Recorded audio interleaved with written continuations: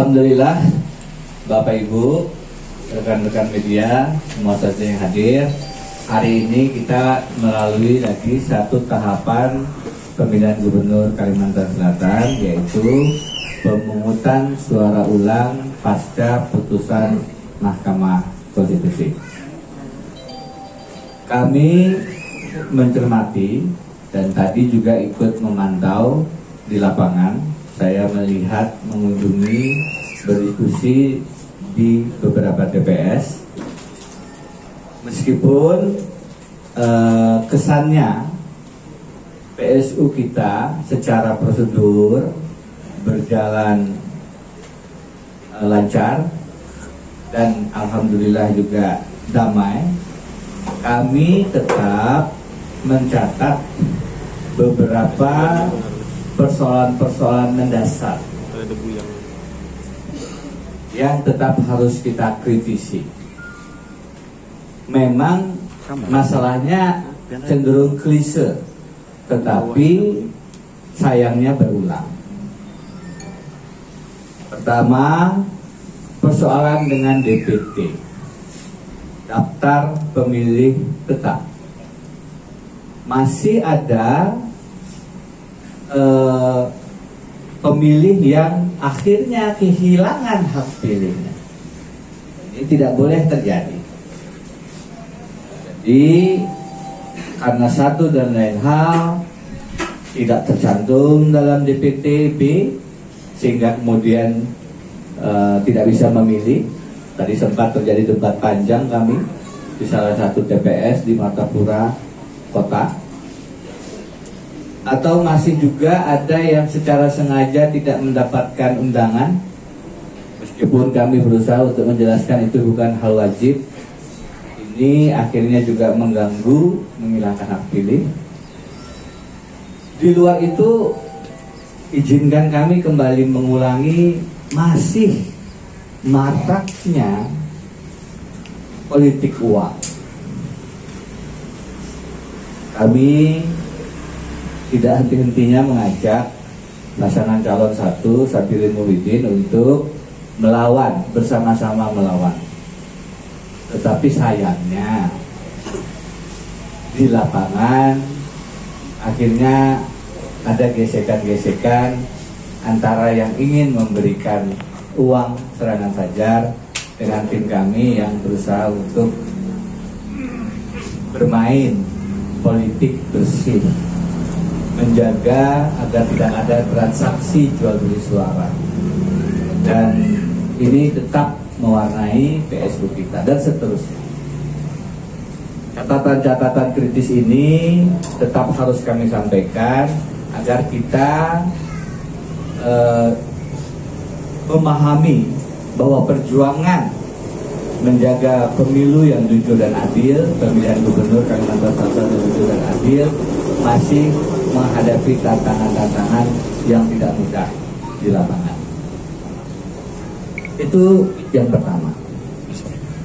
Yang kedua, kami juga mengetahui hasil penghitungan sementara karena tim H2D menyiapkan sistem IT-nya, bahkan berlapis dengan cadangannya, dan kami berterima kasih kepada semua pemilih yang telah hadir dan memberikan pilihannya, terutama kepada H2D, tanpa kompensasi apapun. Rakyat Kalimantan Selatan yang memegang teguh bersama-sama dengan kami prinsip politik tanpa ketetapalan ini. Kami H2D mengucapkan terima kasih yang setulus-tulusnya dan sedalam-dalamnya, karena godaan untuk menerima uang itu pasti juga tidak mudah untuk dielakkan, untuk dihindari.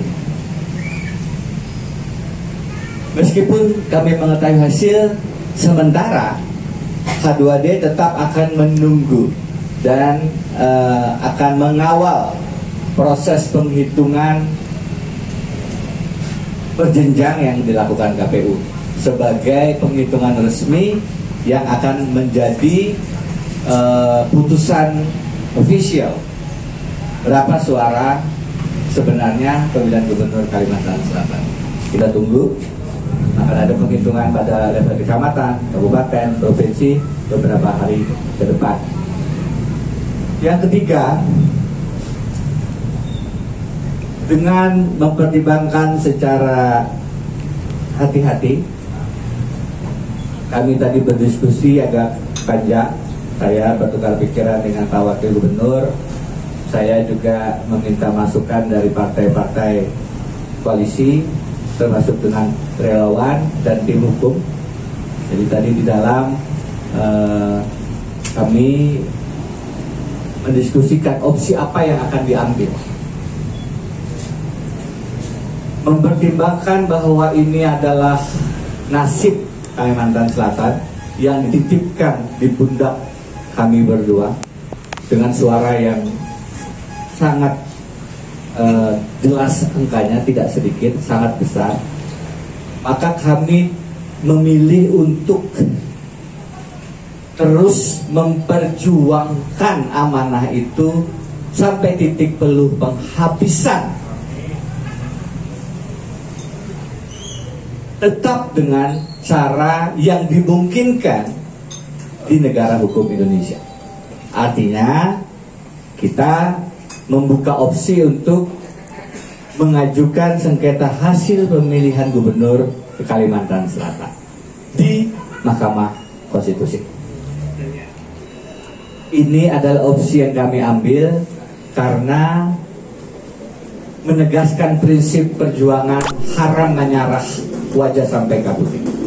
Tantangan menghadapi politik uang dan lain-lain yang sangat kasat mata di depan mata akan kami tuntaskan sampai proses terakhir yang memang dijamin oleh konstitusi kita di Mahkamah Konstitusi.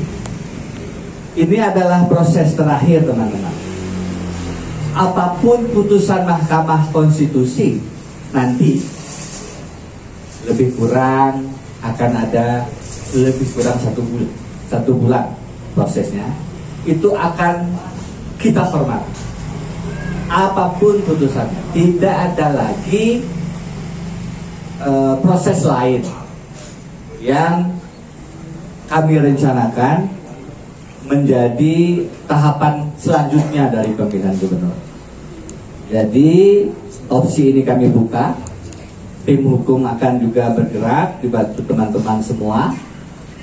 Tetapi inilah ikhtiar kami yang terakhir untuk menyelamatkan dan menjaga mandat dan amanat rakyat yang disematkan oleh partai politik pendukung, relawan, dan semua pemilih di pundak Haji Deni dan Haji Difri, sekaligus untuk mencegah adanya pikiran-pikiran ini ada penyelesaian transaksi udang di balik bakwan. Kalau kami kemudian berhenti pada tahapan ini. Berulang kali saya dengan Pak Devri mengatakan